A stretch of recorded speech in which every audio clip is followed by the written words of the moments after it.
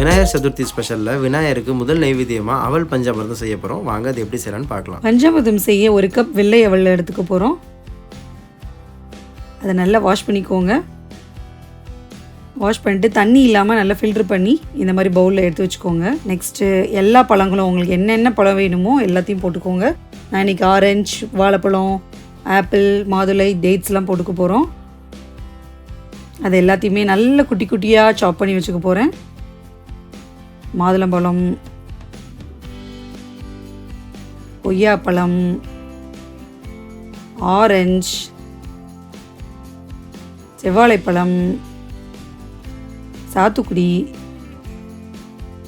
Apple, குட்டியாக நறுக்கின dates, இது எல்லாத்தையும் சேர்த்து தான் நம்ம பஞ்சாமிர்தம் செய்ய போகிறோம்.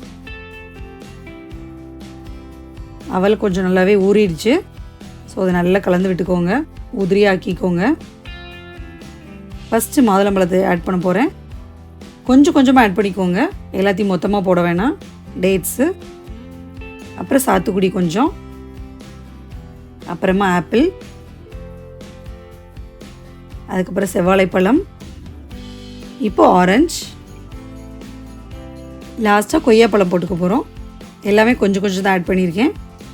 அப்புறம் கேஷ்யூ நட்டை நல்ல குட்டி குட்டியாக கட் பண்ணி வச்சதையும் ஆட் பண்ணிக்க போகிறேன். நான் இன்றைக்கி 5 ஸ்பூன் நாட்டு சக்கரை சேர்த்துக்க போகிறேன். உங்களுக்கு விரும்பினா நீங்கள் கூட கொஞ்சம் சேர்த்துக்கலாம். 1 டீஸ்பூன் ஏலக்காய் பொடி சேர்த்துக்கிறோம். எல்லாத்தையும் சேர்த்து நல்லா மிக்ஸ் பண்ணிக்க போகிறோம். எல்லா பழமும், அவல், அந்த இனிப்பு போட்டோம் இல்லையா நாட்டு சக்கரை, அது எல்லாத்தையும் சேர்த்து நல்லா ஒன்று விடாமல் மிக்ஸ் பண்ணிக்கணும். ஒரு 1/2 கப் துருவின தேங்காய் சேர்த்துக்கிறேன். சூப்பராக இருக்கும் அவல் கூட தேங்காய் சேரும்போது.